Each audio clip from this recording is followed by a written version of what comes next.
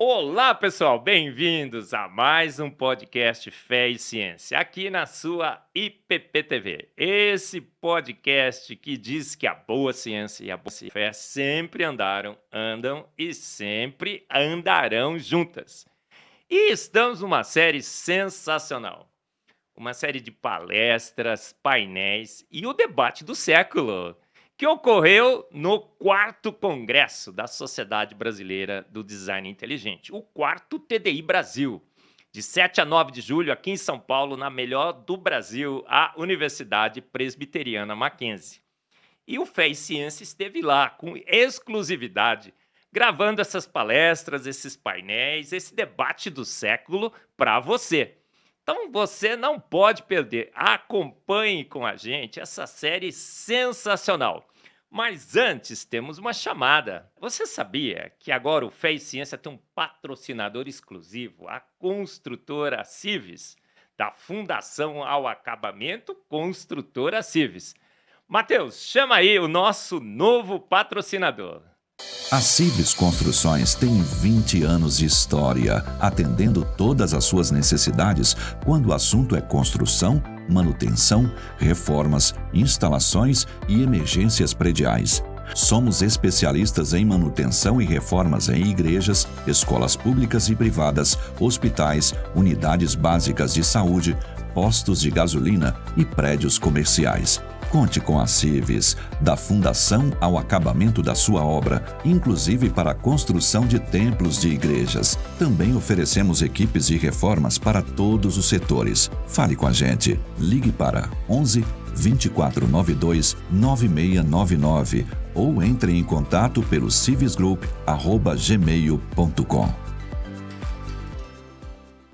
Mas, pessoal, antes das palestras, dos painéis e do debate do século, você terá aqui, em primeira mão, o hino oficial do design inteligente brasileiro. O Heleno Hauer preparou um hino sensacional, lançou no 4º Congresso da Sociedade Brasileira do Design Inteligente, e nós temos esse hino aqui gravado exclusivamente para você.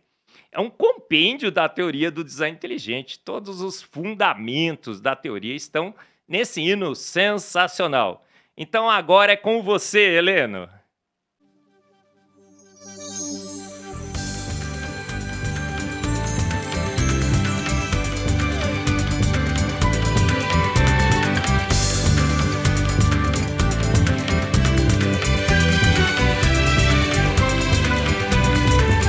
Se um dia te contaram com certo ar de ciência, sem projeto a natureza não se fez com inteligência, que o nada do nada e pra nada fez o tudo que cabe a todinho num grãozinho bem miúdo, que és o produto de uma grande explosão. Ninguém te quis aqui, tudo é só evolução. Espaço e matéria sob o tempo relativo é tudo que existe e o acaso te fez vivo. Agora te conto que este papo já deu. Crer no impossível, haja fé pra ser ateu. A vida raiou pronta e a química não mente. A clara assinatura de um designer inteligente.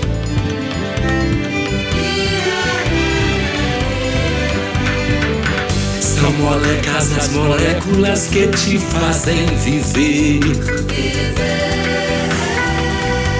Motores nanométricos construindo você. Uma vila industrial foi o que se descobriu quando a caixa preta de uma célula se abriu. Alta complexidade, pura sofisticação. Bilhares de bytes, toda a sua informação. Agora me conta como pôde evoluir Se tirar uma peça, tudo deixa de existir. Desista dessa história de que peixe cria o pé. Homem feito homem, nada a ver com chimpanzé. A seleção não pode melhorar a criatura, porque as mutações só estragam a escritura.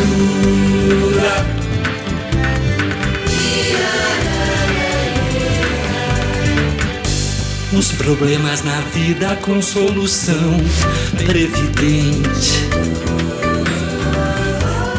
Claranta evidência de um designer inteligente. Veja nosso planetinha que em tudo é convergente. Ajuste muito fino para ser casa da gente. A boa ciência retorna de cara nova. Sem ideologia, só nos dados se comprova. Moral, linguagem e nossos dons geniais, claro, não podem vir de burras forças naturais.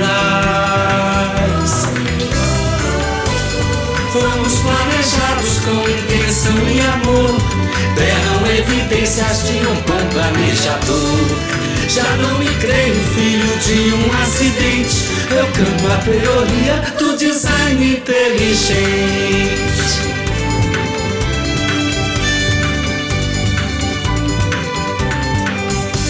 Eu canto a teoria do design inteligente. Agora todo mundo. Eu canto a teoria do design inteligente.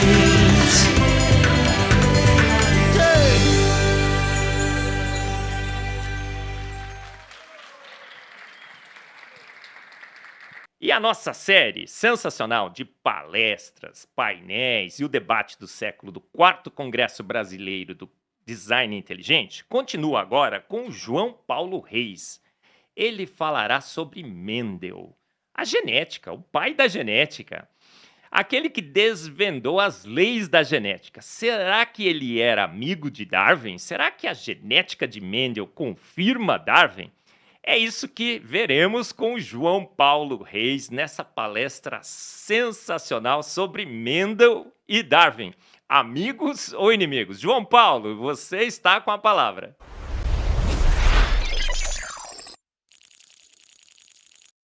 Boa tarde a todos. Quero começar agradecendo aqui. Eu não vou perder muito tempo não, porque a palestra é um pouco longa e o tempo é curto. Mas eu quero agradecer primeiramente a Deus, Pai Criador, e ao professor Marcos Eberlin, que me deu essas oportunidades, e eu venho crescendo com isso. E também a Mackenzie, por essa oportunidade maravilhosa que a gente está tendo de estar aqui. Muito grato mesmo. Minha palestra se chama Mendel, né, pai da genética Rodin, onde eu vou mostrar porque Mendel discordou de Darwin e porque ele foi rejeitado.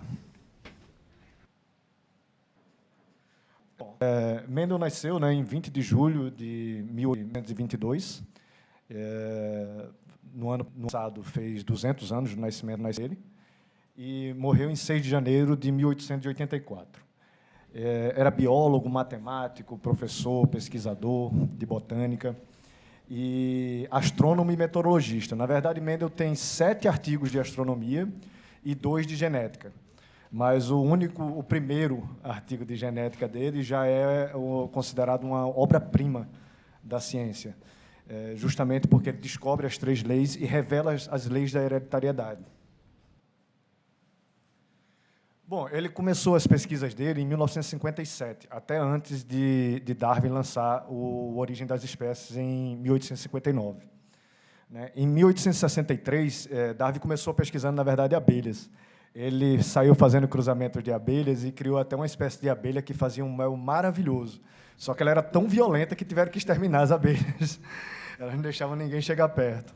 E aí depois ele muda as experiências dele para ervilhas. E aí, quando ele começa a tratar com ervilhas, é que ele começa a descobrir como funciona realmente a hereditariedade.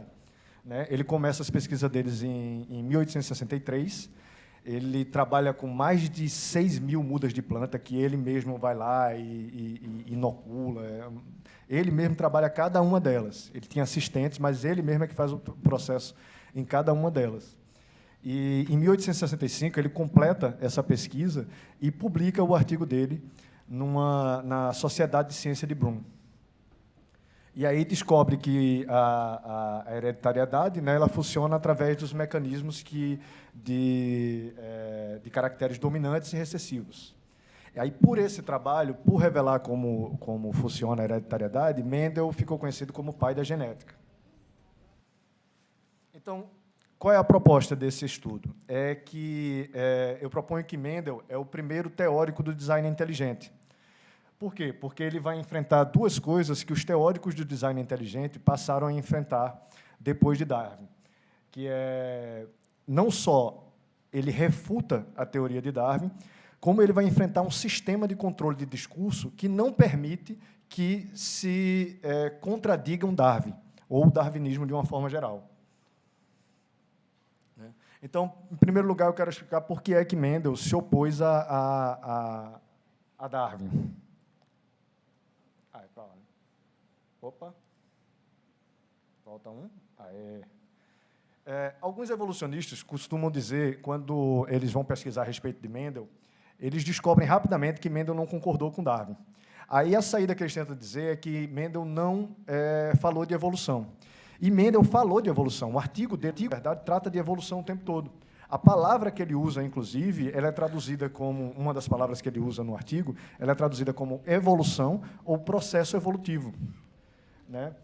Ele conhecia a origem das espécies de Darwin, tanto que ele tinha um dos exemplares no mosteiro de Brum, foi encontrado, que é o exemplar de Mendel, com anotações, inclusive.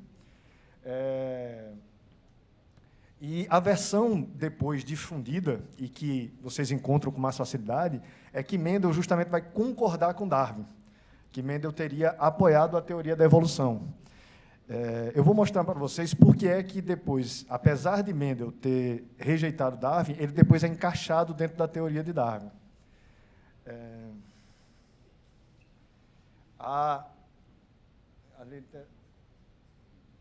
Sim, é justamente isso.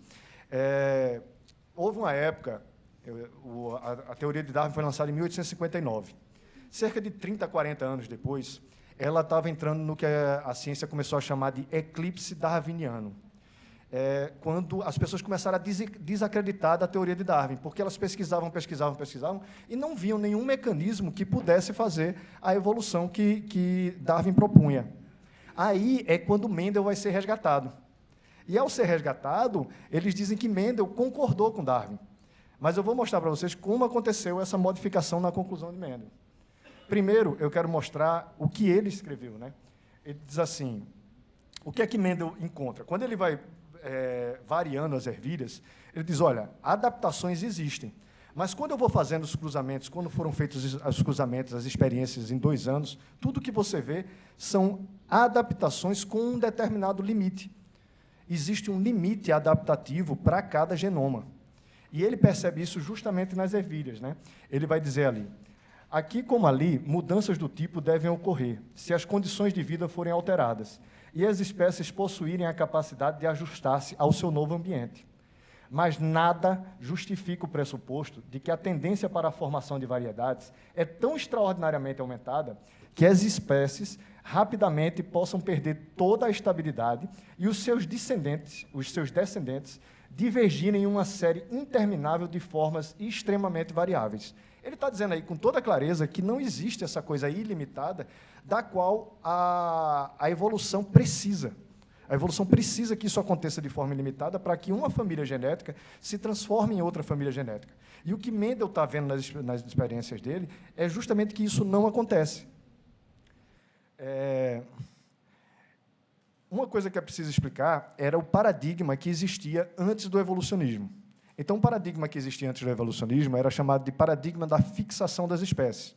O que é isso? É justamente o que eu estava explicando, de que as pessoas percebem que as espécies, elas têm, as famílias genéticas, elas têm vários tipos ou espécies diferentes.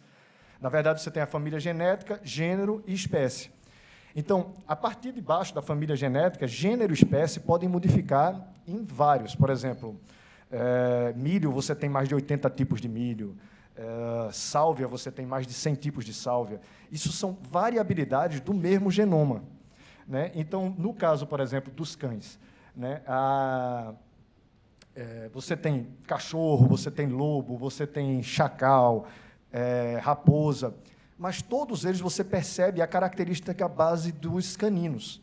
E isso é o que Mendel percebeu, né? Como eu falei para vocês, desde Carl Linneu, você tem a percepção de que as famílias genéticas têm variedades, têm espécies diferentes dentro da mesma família.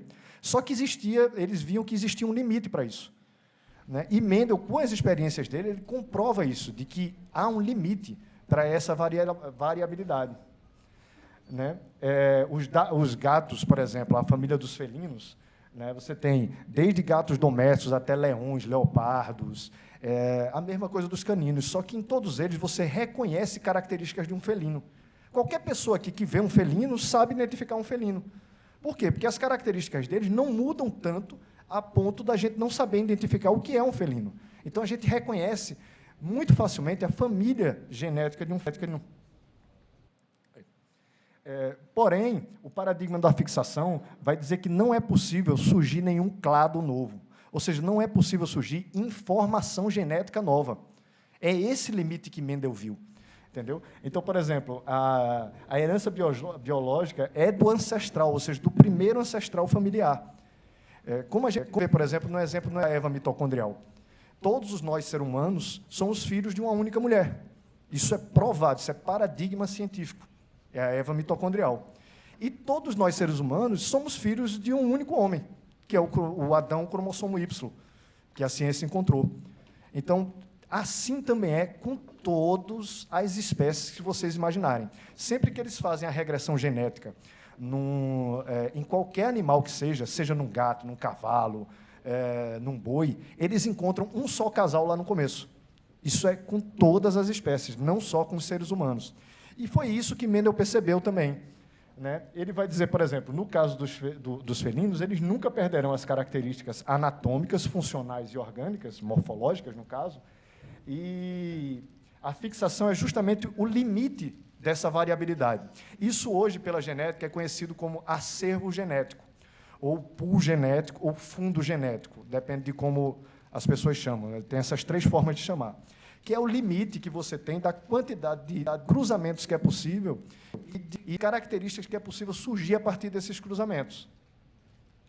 No caso dos felinos, por exemplo, a gente nunca vai ver um felino com escama, nunca vai ver ele com pena e nunca vai ver ele botando ovo. Isso não acontece e nunca vai acontecer. Não importa a quantidade de mutações que aconteçam, isso nunca vai acontecer. É o limite genético que Mendel encontrou. E deixa muito claro que ele concorda com essa fixação, com esse paradigma da fixação das espécies, no último parágrafo do artigo dele. Antes de ler, eu quero explicar para vocês quem foi Carl van Gartner. Carl van Gartner era um opositor de Darwin. Ele fez experiências também e se opôs a Darwin nessa crença que se estava sendo. A crença não vem de Darwin, de que existe evolução. O avô de Darwin, o Erasmus Darwin, já falava da possibilidade de evolução. Então, Mendel, esse Carl van Gartner, ele fez experiências e disse, olha, essa coisa de que as espécies vão se transformando uma na outra não é possível. Né? E aí Mendel faz as experiências dele, comprova através deles, descobre as 3 leis da hereditariedade, ou seja, a lei da dominância, que é essa lei de recessivo e dominante, a lei do cruzamento, a lei do cruzamento dependente. Né? E aí ele vai concluir o seguinte no artigo dele. Desde que o experimento foi considerado como concluído, nenhuma das descendências das ervilhas mudou para parecer exatamente com a forma do pólen dos pais, como também permanece constante na sua descendência. Gartner, que eu falei para vocês que era um opositor de Darwin, pelos resultados desses experimentos de transformação, foi levado a opor a opinião dos naturalistas que contestam a estabilidade das espécies e acredita em uma evolução contínua. Ele identifica na diferenciação completa expressa a prova indubitável de que as espécies são fixas. A prova indubitável de que as espécies são fixas, com limites para além dos quais elas não podem se modificar. Isso é a conclusão do artigo de Mendel, que é o artigo que revela como funciona a hereditariedade.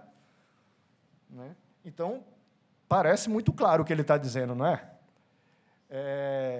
Esse geneticista, por exemplo, o bioquímico, o Levan Alan Callender, ele escreve um artigo chamado Gregor Mendel, um oponente da descendência com modificação. E ele vai concluir duas coisas. A primeira é que as leis de Mendel surgiram como uma forma sofisticada de doutrina da criação especial. E o segundo é que o artigo de Mendel estava em conflito aberto com a concepção darwinista de evolução. Outra bioquímica, isso já em 1996, ela publica esse outro artigo também, que é a doutora Brooke Bishop. Ela fala que Mendel se opunha à teoria darwiniana porque Darwin defendia a descendência com modificação por meio da seleção natural, enquanto Mendel foi a favor da doutrina ortodoxa da criação especial. Criação especial no século XIX era como a gente chamava criacionismo. Ou seja, literalmente, o paradigma era o criacionismo, antes de Darwin. E o que Mendel vai dizer é que é o criacionismo que está certo. É a fixação. Porque se as espécies são fixas e elas não se modificam com a outra, a conclusão lógica é que cada uma delas foi criada separadamente. Ou seja, cada família genética, cada genoma de cada família foi criado separadamente. E se variou, se diversificou. No caso dos felinos, se diversificou desde gatos até leões, a leopardos. No caso dos caninos, a mesma coisa. E o dos seres humanos é que tem a menor variabilidade, para falar a verdade. Assim. O dos seres humanos é um dos que tem a capacidade menor de variabilidade. E, mesmo assim, nós somos bastante diferentes uns dos outros. Até certo ponto. Né? Agora, como é que Mendel acabou concordando com Darwin, historicamente falando? Como é que as pessoas passaram a dizer que Mendel concordou com Darwin?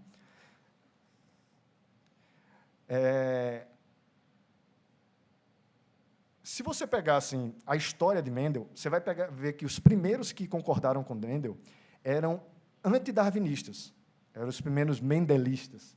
Né? E no século XX, feito eu falei para vocês, houve uma derrocada, no começo do século XX, estava havendo uma derrocada da teoria de Darwin, porque não se via nenhum mecanismo. E aí se pegou Mendel e disse, olha, Mendel descobriu o mecanismo e Darwin descobriu a lei maior. Então, como é que a gente faz para juntar os dois?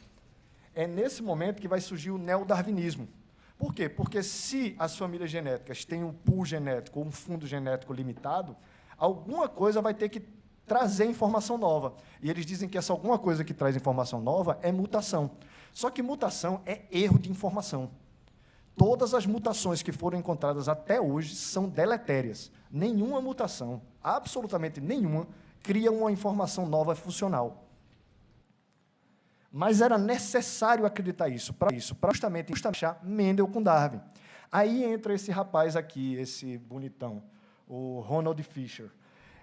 Esse cara vai inventar um negócio chamado genética populacional, onde ele parte de que existem muitos genomas e esses genomas vão se misturando, e nessa mistura é que vai gerando uma nova informação.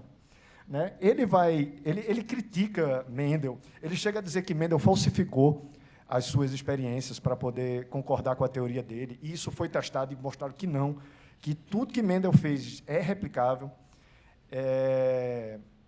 E aí ele vai dizer o seguinte, né?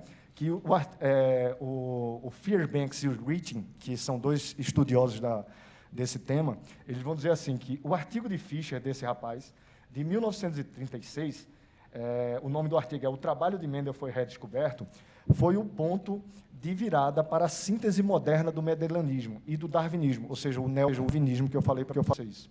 Em meados da década de 1960, quando um grande número de artigos foi publicado no centenário do artigo de Mendel, a maioria dos autores via Mendel como defensor do darwinismo. A verdade é que eles não liam o artigo. Eles simplesmente não liam o artigo. Eles pegavam comentaristas de outros que comentaram sobre Mendel e concluíam o que eles concluíam. Se eles tivessem simplesmente ido no artigo de Mendel, eles tinham visto que Mendel tinha discordado de Darwin. Mas como eles queriam acreditar que Mendel concordava com Darwin, então eles preferiam pegar os comentaristas. E um deles principal foi esse Fischer. Né? Agora, qual é a questão? Por que é que Mendel, então, foi rejeitado? Se Mendel estava falando uma coisa e Darwin estava falando outra, por que é que rejeitaram Mendel? Né? Tanto é que ele só vai ser redescoberto 35 anos depois de lançar o seu artigo, e só vai ser aceito mesmo a teoria dele mais de 50 anos depois que encontraram um jeito de unir uma com a outra, de dizer que Darwin estava certo, mesmo Mendel estando certo.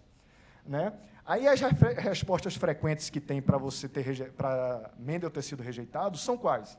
A primeira é de que ele era um cientista amador. E a segunda é de que ele publicou em alemão numa sociedade científica inexpressiva. Né? O Mendel era um professor respeitado, era um homem assim, extremamente capacitado, um matemático, né, astrônomo, entendia de botânica como poucos naquela época, foi eleito abade várias vezes do convento. Ele era membro de 8 sociedades científicas na época. Ele tinha um grande prestígio entre os colegas, né? E os historiadores Raquel Leite e Nadir Ferrari falam o seguinte: a figura de um monge trabalhando no jardim de seu mosteiro pode contribuir para a construção de uma imagem de pesquisador amador. Ideia que é rechaçada por Darwin, que é outro pesquisador. Aí ela diz assim, o trabalho de Mendel, eles dizem, né? O trabalho de Mendel é considerado um exemplo clássico da literatura científica.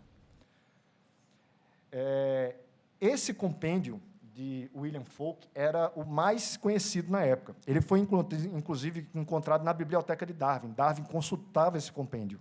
E, nesse compêndio, Mendel é citado 18 vezes. E o autor desse compêndio diz que ele é um dos observadores mais confiáveis que tem para os resultados que ele chega. Outra coisa, Mendel ele viveu no auge do Império Austro-Húngaro. Naquela época, era um dos lugares mais avançados do mundo. Né? Brunn já era uma das principais ambientes científicos da Europa, até hoje é. Até hoje é uma cidade, Brunn é uma cidade de estudantes, de universidades. Né? Mendel se correspondia e enviou os resultados das pesquisas dele para os maiores biólogos da Europa, inclusive Darwin. Né? Foi encontrado um memorando de Mendel com um artigo dele fechado, lacrado, na biblioteca de Darwin. Darwin não abriu. Provavelmente sabia que estava contrariando ele. E, para vocês verem como ele era conhecido, como o trabalho dele foi conhecido, ele foi redescoberto ao mesmo tempo por 3 pesquisadores diferentes. Ou seja, se ele fosse um trabalho obscuro, que tivesse numa universidade ou num local qualquer, não ia ser 3 pesquisadores de locais diferentes que iam redescobrir ele ao mesmo tempo. Segundo a Raquel Leite, né, e o Nadir Ferrari, esta sociedade, a Sociedade de Ciências Naturais de Brunn, ela enviava suas publicações a mais de uma centena de bibliotecas e instituições, como a Royal Society, que era a principal sociedade científica do mundo, a Royal Society, e a segunda principal era essa Linnaeus Society. Portanto, alegar que a obra de Mendel foi publicada em uma revista desconhecida não procede e não explica por que sua obra foi ignorada pelos cientistas da época. Então, por que raios Mendel foi ignorado? Né? Tem um professor, o botânico Erich von Schismerker, só Jesus sabe como diz isso. Ele diz assim, o de baixo é pior ainda, cara. Tem um sueco aí. Mas, enfim, o trabalho de Mendel era bem conhecido, mas, devido a outras visões prevalecentes na época, foi deixado de lado. Então, qual foi essa visão prevalecente que fez o trabalho de Mendel ser deixado de lado? Tem esse historiador, esse professor sueco, que é o Åke Gustafsson, ele é biógrafo de Mendel. Né? Aí ele traz o relato que eu achei muito interessante. Ele diz assim, o professor Alexander Mokoski, um dos principais membros da sociedade, a sociedade que Mendel fazia parte, referiu-se com entusiasmo à teoria de Darwin sobre a origem das espécies. De acordo com as informações ditas por Molowski, um dos associados lhe disse que a apresentação de Mendel teria sido até mesmo recebida com risadas desdenhosas. Para falar a verdade, o que Mendel explicou estava até acima da capacidade de muitos deles de entenderem. Essa coisa de matemática na biologia era um negócio absolutamente novo. E Mendel descobre um padrão matemático dentro da biologia, que são as leis da hereditariedade, né? Então, o que é que a gente pode concluir? É que, primeiro, Mendel foi propositalmente ignorado, em função da outra teoria que se queria acreditar, né? O evolucionismo ele ganhou todo esse espaço, mesmo sem apresentar provas. Se vocês forem no livro A Origem das Espécies de Darwin, no final, ele mesmo diz que não tem prova do que ele está dizendo. Não tem prova nenhuma do que ele está dizendo. E aí ele vai dizer assim, aí o que é que acontece? A teoria de Darwin ela se espalhou tão rápido que apenas na 6ª edição, ou seja, 6 anos depois de ele lançar A Origem das Espécies em 1859, já em 1866, ele diz o seguinte, ele vai pedir desculpa a um grupo de naturalistas que ele chamou de criacionistas. Porque, na verdade, a grande maioria dos naturalistas daquela época era mesmo criacionista. Eles sabiam do paradigma da fixação das espécies e acreditavam nele, né? Então, ele vai dizer assim, utilizei nos parágrafos precedentes e noutras situações muitas expressões que implicam que os naturalistas acreditam nos atos da criação independente de cada espécie. E fui muito mensurado por me ter expressado nesses termos.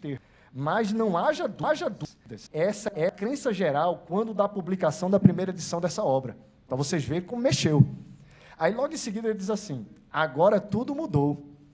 E quase todos os naturalistas admitem o grande princípio da evolução. Isso foi apenas 6 anos depois de ele lançar A Origem das Espécies. Então, essa coisa para e passo, que teve muitas experiências, e as pessoas foram observando que a evolução estava certa, não aconteceu. O que aconteceu foi uma tendência de que as pessoas estavam querendo acreditar naquilo e acreditaram mesmo sem provas. E rejeitaram aquele que trouxe provas contrárias, que no caso foi Mendel. E o Mendel, para citar em 1880, o espírito do ensinamento darwiniano, que já tinha tomado conta de todo mundo. E ele contrariando isso, né? Outra coisa que Mendel fez é refutar 2 tentativas de inversão da prova, do ônus da prova de Darwin. Ele faz 2 tentativas. Ele diz assim, não se pode provar que a quantidade das variações que ocorrem no decorrer dos tempos seja limitada. E o que Mendel prova no artigo dele é justamente que ela é limitada, né? Então, é uma contradição direta com o que com o que Darwin estava pensando. E, no caso, quando se diz assim, Darwin também vai falar, não se traçou uma distinção clara e marcada, nem é possível fazê-lo entre espécies e variedades. E hoje, uma genética que Mendel descobriu, a gente consegue dar exatamente as famílias genéticas. Ou seja, tem uma demarcação claríssima que Darwin achou que não era possível. Né?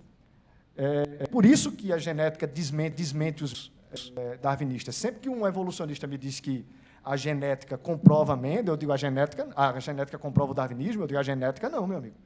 A genética todas as coisas que vocês procurariam o darwinismo. Não há única coisa genética que apoia o darwinismo. Existe interpretação que as pessoas fazem algumas coisas genéticas que acham que está apoiando o darwinismo. Mas quando você vai estudar, tá. Não. Aí, por que é que eu defendo que Mendel é o primeiro teórico do design inteligente? Né? Michel Foucault, ele tem um livro famoso e sensacional chamado A Ordem dos... Vai dizer que na sociedade existe um sistema de controle do discurso. Os discursos não são livres. A gente não tem a possibilidade, o que a máquina está fazendo aqui, libera aqui gente para poder apresentar o design inteligente, não acontece em outras cidades. Porque o sistema de controle que impede que discursos contrários ganhem força. São os mecanismos, inclusive, que ocorrem na sociedade. Foucault vai falar de 4 mecanismos. Interdição da palavra, ou seja, literalmente tem palavras que são proibidas de ser escritas nos artigos científicos. Por exemplo, a palavra criador é proibida. A palavra projeto, planejamento, isso são coisas proibidas de serem escritas nos artigos científicos. Quando um pega essa palavra, já manda de volta e manda tirar. Porque não pode... E quando acontece de um artigo ser publicado, por exemplo, que teve um chinês que o planejamento da mão, as articulações são uma prova irrefutável do computador, Assim, quando ele foi publicado, caiu pau em cima, os evolucionistas vão tirar os artigos da revista se aquele artigo não fosse retratado. E aí a pessoa foi obrigada, a equipe do Dr. Liu foi obrigada a tirar a palavra criador e escrever assim, natureza. Aí ele bota entre aspas, como resultado da evolução. Ele teve que trocar a palavra criador por natureza como resultado da evolução. Foi obrigado para poder. E mesmo assim, quando você abre o artigo tem um hat enorme assim nele. Não fia nem artigo, ele falou a palavra proibida. Tem a agregação, uma loucura, que é o que a gente mais sofre, né? Que é dizer que a gente é maluco, que a gente não sabe, que a gente quer endoidar, que a gente quer provar isso, provar aquilo. E a rarefação do discurso. O efeito de rarefação é você tirar o peso de um discurso. Então, como é que isso é feito? É alegando que nós somos todos religiosos, que o que a gente quer provar é a nossa religião, que o que a gente quer provar é que a Bíblia está certa, por exemplo. Isso é uma forma de tirar o peso do que a gente está dizendo. Ou seja, você não precisa refutar o que está sendo dito, você não precisa refutar as evidências. Você só diz que é um religioso. Ah, isso é um religioso. Pronto. Aí não interessa mais o que ele diz. O que ele pô aqui, que não está quando o cara diz que acredita na acreditação ou no Criador, dali para frente, o que ele falar não vai ter mais importância nenhuma. E na sociedade, de uma forma geral, é assim que acontece. E o outro, que é o principal, que é justamente o controle da produção das disciplinas. E quem é que faz esse controle? Né? É justamente as associações. Associações de ciências, elas já partem do princípio de que a teoria do design inteligente está errada e pronto. Não é ciência e pronto. Não sequer raciocinam sobre o que está dizendo. Sequer raciocinam sobre as evidências que são mostradas. Porque é um dogma. É literalmente um dogma. E eles controlam o que é que pode ser publicado ou não, o que é que pode ser ensinado nas universidades ou não, o que é que pode estar nos currículos ou não. Né? Então, qual é o alerta que eu dei a todo mundo que quer ser um teórico inteligente? Né? Mendel foi rejeitado, mas conseguiu publicar. Se não estivesse no verdadeiro, o verdadeiro é o darwinismo, vai ter muita dificuldade de publicar. Né? E aí a gente deveria seguir o exemplo de Mendel. Porque Mendel, por exemplo, não fala de criador, design, Deus, em momento nenhum do artigo dele. Buscar ser o mais naturalista possível, demonstrar com observações empíricas onde está o erro no evolucionismo, limitar explicações àquilo que consegue ser experimentalmente provado, trazer referências para cada ação. O livro mesmo tem 30 páginas só de referência, porque cada parágrafo eu tinha que botar uma referência, porque senão os professores iam cair. E não fazer considerações teológicas, porque na hora que você faz consideração teológica num artigo científico, é a chave para ele ser rejeitado. Terminando. Assim como a grande maioria de nós, teóricos do design inteligente, ele foi rejeitado, ridicularizado e preterido, e atacado. Depois daquele debate lá, Inteligência Limitada, todo dia eu acordo de manhã com uma lista de haters, de stalkers que estão me perseguindo lá e descendo pau, sabe? Eu nem leio mais, assim, tanta gente, só vou passando para ver se tem algum legal lá. E todo teórico do design inteligente, ele vai enfrentar as mesmas atribulações que Mendel. Né? Sua palavra será interditada, ele vai ser chamado de insano, ou que não deve ser levado a sério. Ele vai ser acusado de apenas querer defender suas crenças religiosas. Ele vai ser revistas científicas vão recusar os seus artigos, né? E ele vai ter, inclusive, possível dificuldade de concluir o curso superior, se ele estiver defendendo alguma linha no design inteligente. Eu agora mesmo, no meu doutorado, eu não posso dizer que o discurso radical dos ateus militantes, né, tanto da feito Harris, é um discurso perigoso, eu não posso dizer isso. Os professores não aceitam isso. Agora, se eu disser que um discurso de um fanático religioso é perigoso, eles dizem assim, isso aí é. Ok. Mas um discurso de um fanático ateu, eu não posso dizer que é perigoso. Por quê? Porque fica muito, contraria o natural metodológico. Por fim, eu penso que foi o teórico do design inteligente, não só por ter confirmado que existe inteligência no mecanismo de hereditariedade, encontrou um padrão matemático, não só por ser o primeiro a refutar a teoria da evolução com experiências empíricas, E a gente vem refutando cada um dos mitos darwinistas, né? Mas principalmente porque ele enfrentou esse sistema de controle de discurso. Esse sistema de controle de discurso que impede que a gente entraria, já foi o primeiro a enfrentar, foi Mendel. E o primeiro já ganhou. Só que as pessoas não deram a vitória para ele. Feito o professor disse do Lattes, assim, o Lattes é que deve ter recebido o prêmio Nobel, mas não recebeu. Por quê? Porque as pessoas queriam acreditar em algo diferente, né? Então é isso. Quem quiser ser um teórico de design inteligente, defender essa teoria, sabe, estudar nesse segmento, da linha, mostrar para as pessoas, precisa ter isso, que precisa ser persistente, precisa ter argumentos sólidos, precisa ter dados consistentes com o que você está falando. E você consegue publicar artigos se você tiver essas coisas. E for esperto o suficiente para poder dar uma linguagem que a pessoa não entenda diretamente o que você está dizendo. Mendel, ele vai conseguir, e ele conseguiu, porque, para mim, Mendel ainda não foi aceito na academia. Porque foi aceito sua teoria, suas leis, mas as suas conclusões de que o design estava errado não foi aceito. Então, eu acho que não foi aceito como realmente o estudo dele foi aceito. Mas e a gente sabe que um dia a vitória será nossa. Por quê? Porque só a verdade é perene. Só a verdade é o que fica. Essa de Darwin vai durar séculos, mas ela vai cair. Em algum momento ela vai cair, não tenha dúvida disso. E graças a Deus, ao que parece, a gente vê esse auditório lotado, a gente vê tudo que está acontecendo, ela já está caindo. Né? Muito grato.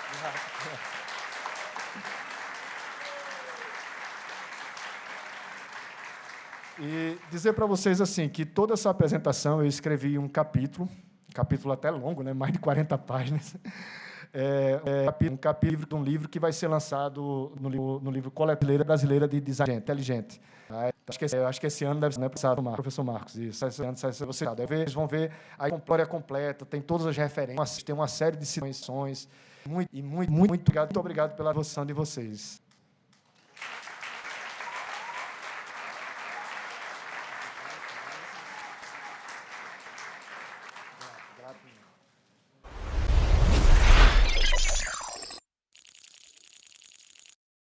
Bom, mais uma sala de entrevista e a gente está tendo o privilégio e está tendo a alegria de reencontrar a Mariana Assab, bióloga, participando de mais um congresso da Sociedade Brasileira de Design Inteligente, dessa vez aqui em São Paulo, o evento acontecendo pelo seu 4º ano consecutivo, na sede do Mackenzie agora, né? A gente está aqui no auditório da Escola Americana, no Mackenzie, em São Paulo. Mariana, muito bom te reencontrar, sempre bom te rever e sempre bom participar de eventos como esse, né? Como esse congresso. E, aliás, esse ano o congresso batendo recorde de participação, casa cheia, né? Tá lotado. Tá lotado, né? Lotado. Coisa boa. É muito bem prazer estar aqui de novo com vocês novamente, podendo dividir um pouco das nossas palestras e dessa atividade científica que a gente vem desenvolvendo, né? Pois é, e a gente, fazendo um paralelo do que a gente viu no Rio de Janeiro no ano passado, em que nós estivemos juntos também no Rio, e o evento desse ano, a gente vê um crescimento exponencial no número de participantes do Congresso. Quer dizer, esse assunto, né, a teoria do design inteligente, trazendo cada vez mais pessoas para conhecê-la, né?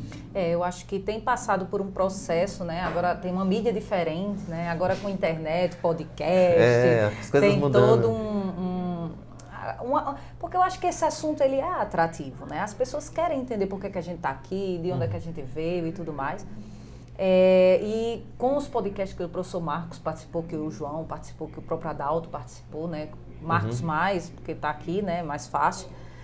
Isso ganhou uma proporção muito grande, quer dizer, tem vídeos com mais de 1,5 milhão de visualizações.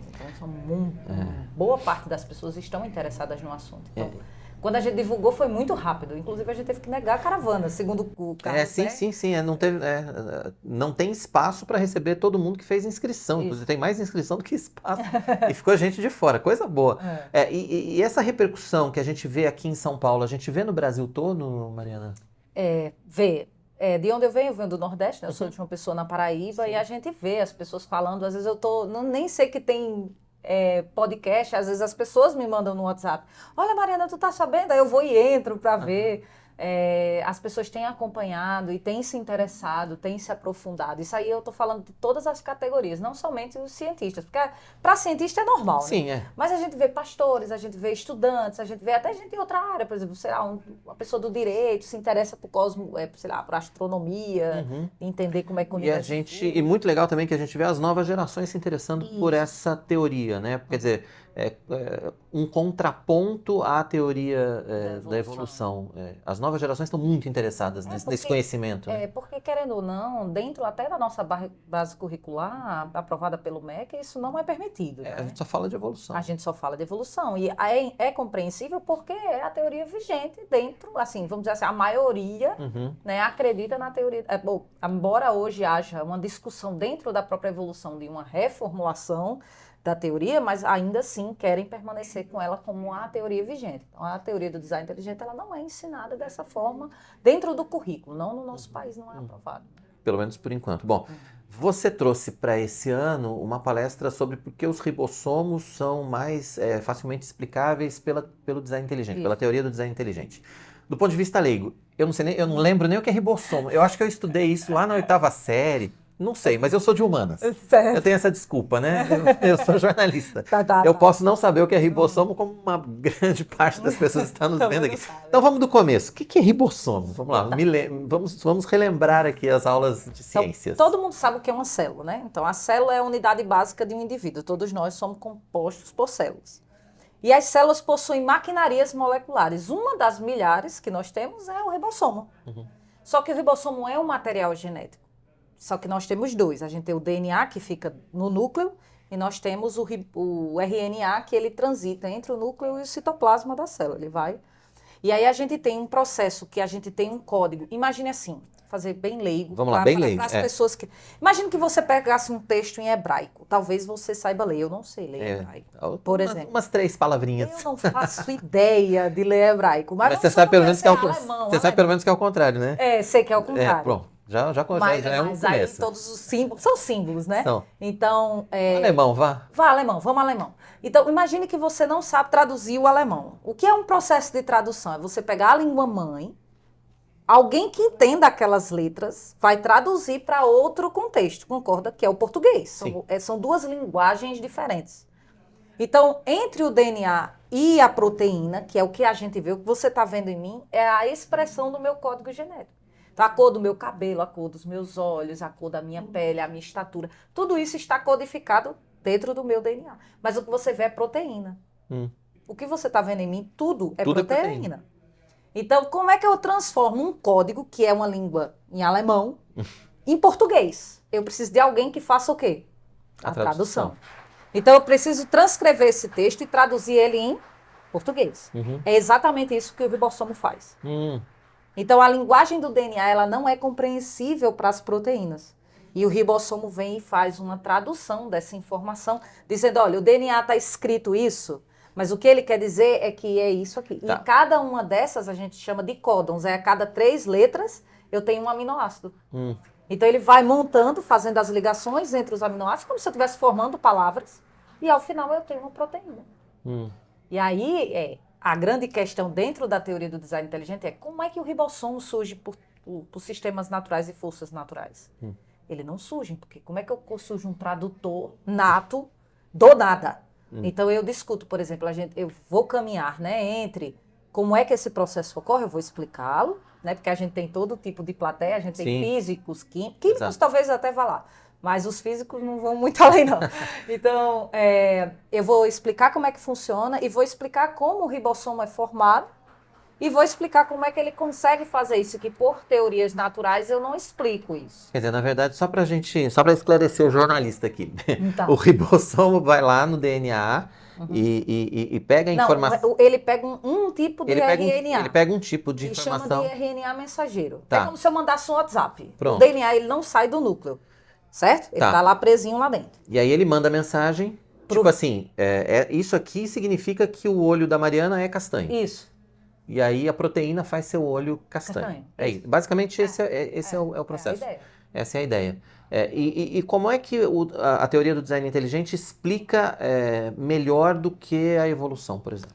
Por Pode quê? dar o spoiler aí, não tem problema não não, que tem a gente já vai problema. exibir depois, já Tá bom. foi a palestra. Não, é justamente por isso. Porque como a teoria do design inteligente é uma teoria que ela vem para explicar de formas projetadas, que a gente tem projeto na vida, então isso é um projeto. Nós temos nas nossas células, todas elas, ribossomos, que são capazes de pegar uma mensagem do DNA e transformar isso em uma linguagem de proteína. Então, quando a gente fala nesse processo de transferência de informação, a gente demanda inteligência. Eu não tenho como ter um tradutor aleatório. Mesmo que fosse uma inteligência artificial, alguém tem que ter alimentado aquela inteligência para que ela saiba traduzir, concorda comigo? Sim. Então, o processo de tradução, ela demanda inteligência, ela demanda codificação, ela tem que entender uma linguagem e transformar em outra. Pense num aplicativo, por exemplo, um aplicativo de celular, o WhatsApp. Se você pegar um aplicativo do Android e colocar num sistema iOS, por exemplo, de um iPhone, ele vai rodar? Não vai funcionar. É a mesma coisa. Então, DNA e proteína são duas linguagens diferentes. E o ribossomo faz a transformação de uma linguagem em outra para que rode nos dois. Ou seja, aí a teoria do design inteligente, que diz que nós fomos planejados, Isso é um que projeto. existe um planejamento, isso é um projeto de funcionamento que já foi projetado assim desde o início. Pronto. Não seria possível haver uma evolução de um material genético que conseguisse fazer esse processo, porque teria que existir tanto o DNA, quanto o RNA, quanto as proteínas para poder isso ser naturalmente. E aí, de repente, tem lá um material genético que resolve trabalhar desse jeito. Tipo, eu vou pegar aqui essa informação e vou passar para a proteína porque não está rolando aqui, não está funcionando. Seria basicamente isso. E assim, não tem como.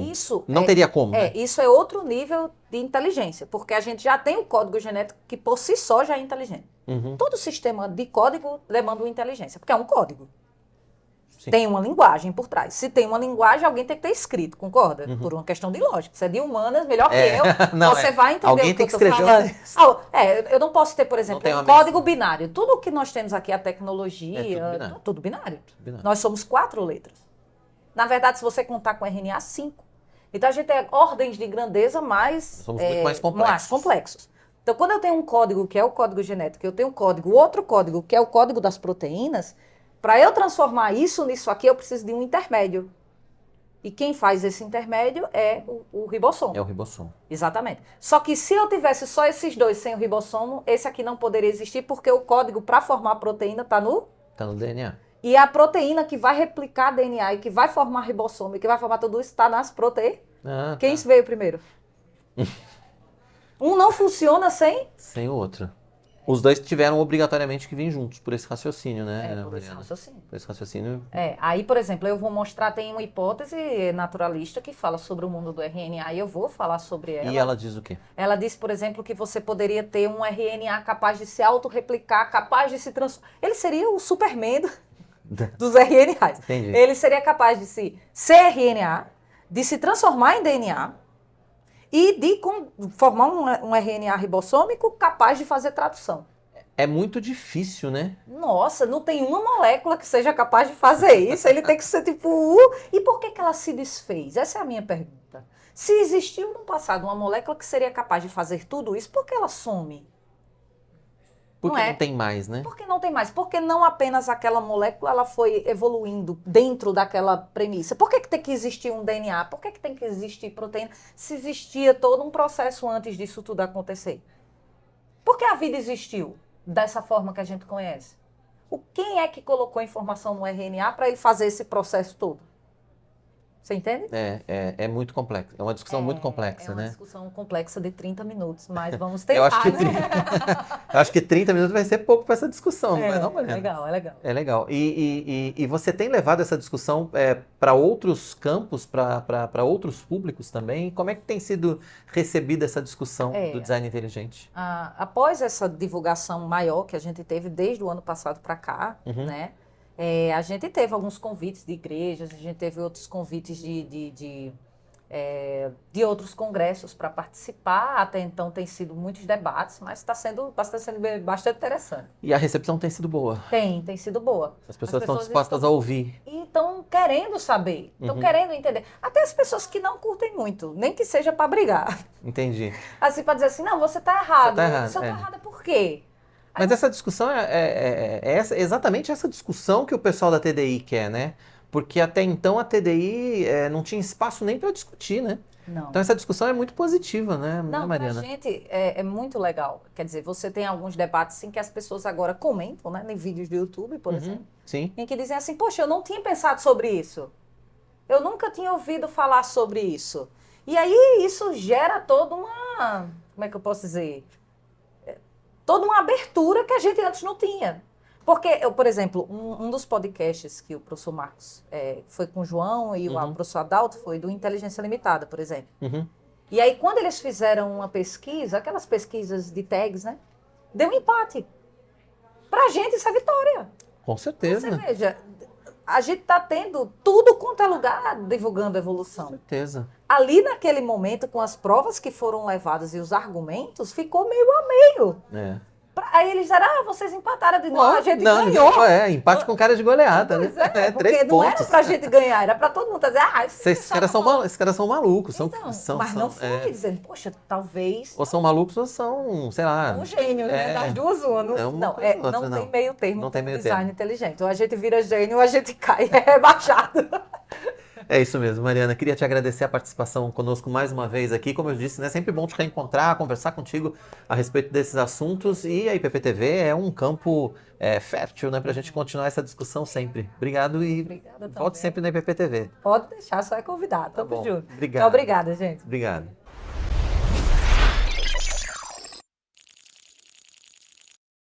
Pessoal, chegamos ao fim de mais um podcast Fé e Ciência. Você gostou, não? Eu também gosto. Eu chego em casa e assisto todos. Então eu quero convidar você. Gostou desse podcast? Assista, compartilhe, chame os seus amigos para assistir. Assista todos os podcasts que nós temos no nosso canal no YouTube. Assista também os programas anteriores, Fé e Ciência. Venha conhecer ainda mais o design inteligente, venha conhecer ainda mais as evidências que corroboram a nossa fé. A fé num grande Deus que todas as coisas fez pelo poder único e exclusivo da sua palavra. Venha estar pronto ainda mais a dar a razão da sua esperança, só aqui no Fé e Ciência. Assista todos e te espero para o próximo. Vem com a gente!